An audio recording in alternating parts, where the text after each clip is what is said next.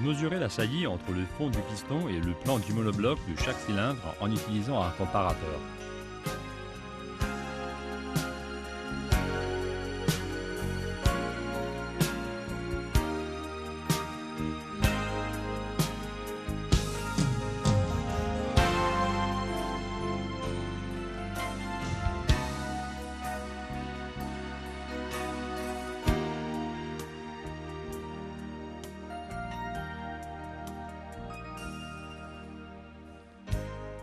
Le piston ayant la saillie la plus élevée déterminera l'espace nuisible et par conséquent le choix du joint de culasse le plus adéquat parmi les trois disponibles.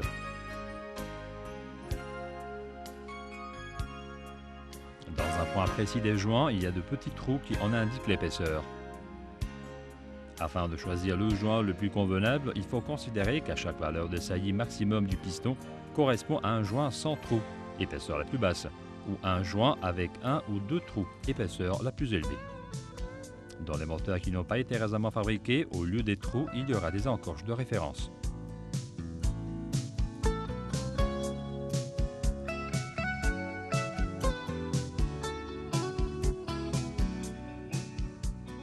Après avoir choisi et donc assemblé le joint le plus adéquat, il faut procéder à l'assemblage de la culasse.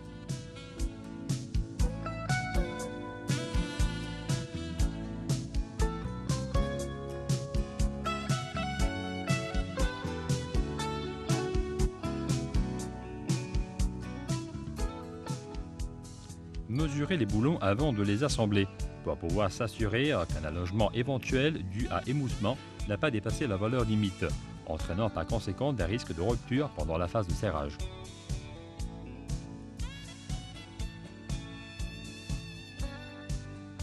Serrer les boulons en 3 phases suivant l'ordre numérique prévu. La première phase doit être effectuée en employant une clé dynamométrique à 50 Nm.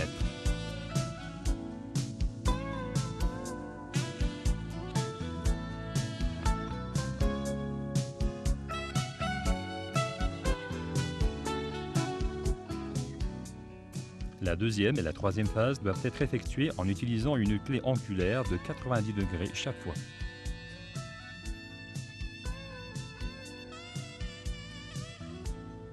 Une fois effectué correctement le serrage, le resserrage n'est prévu qu'en cas d'un nouveau désassemblage.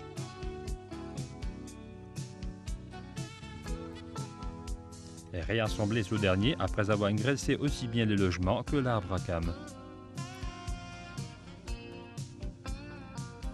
L'excentrique de commande de la pompe alimentation ne constitue pas une partie intégrante de l'arbre à cames, mais il est fixé sur ce dernier par une vis. En cas de remplacement, il faudra serrer la vis à 80 Nm. Assembler les leviers et réassembler le régulateur de vitesse suivant l'ordre inverse par rapport à celui d'assemblage.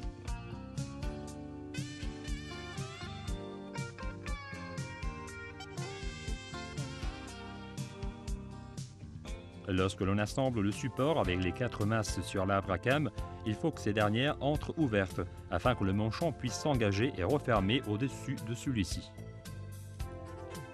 Contrôlez ensuite l'intégrité de l'anneau d'étanchéité du couvercle régulateur, le remplaçant si cela était nécessaire. Vérifiez enfin le bon fonctionnement du régulateur de vitesse. Tout éventuel défaut de fonctionnement pourrait sérieusement endommager le moteur.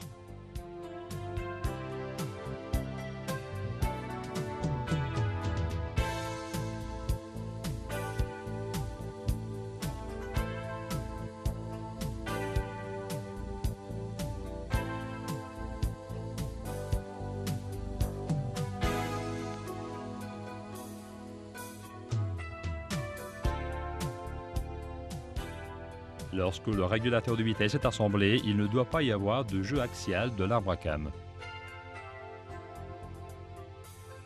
Réassembler l'axe des culbuteurs intégral en serrant les écrous de fixation à la culasse au couple indiqué.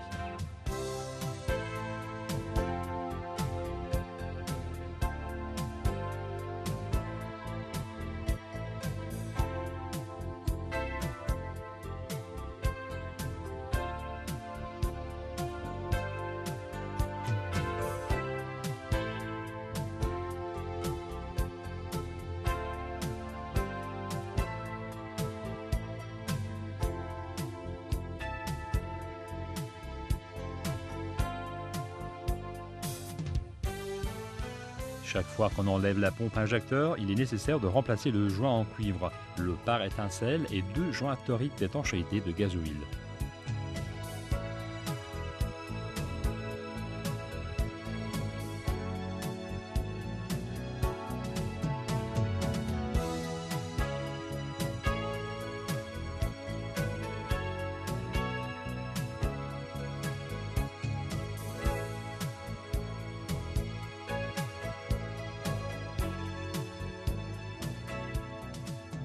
Il est absolument nécessaire de répéter les opérations de contrôle concernant l'avance statique d'injection et de nivellement de débit chaque fois que l'on remplace ou qu'on soumet les pompes injecteurs à révision.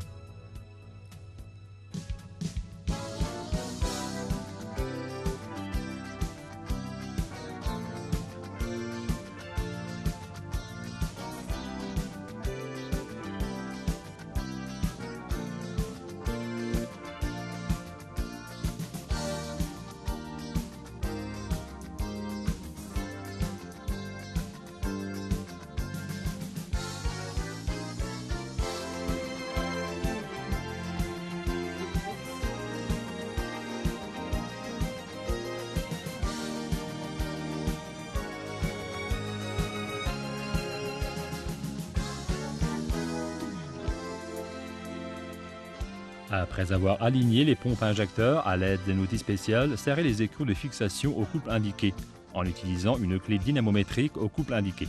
Agir en 2 ou 3 phases avant d'arriver au couple final.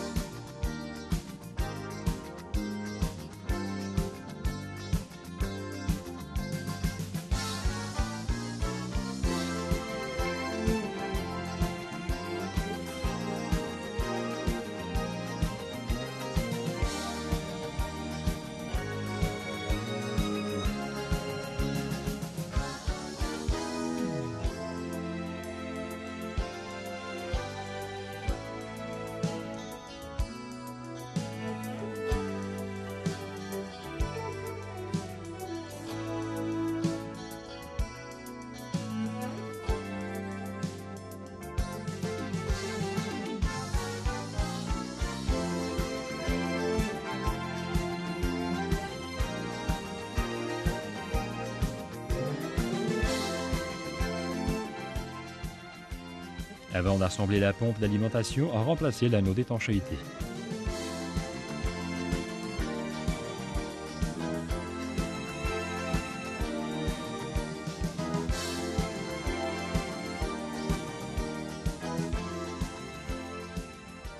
À 1500 tours de l'arbre à cam, le débit est de 75 litres horaires et la pression d'autoréglage est comprise entre 0,55 et 0,65 bars.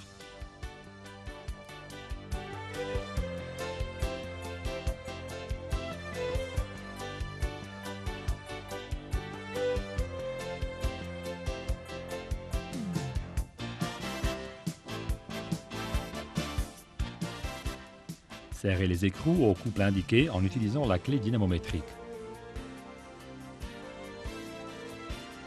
Lors de l'assemblage de la tige de réglage refoulement des pompes injecteurs, pendant son introduction, il est important d'accrocher correctement le pivot de commande du levier régulateur.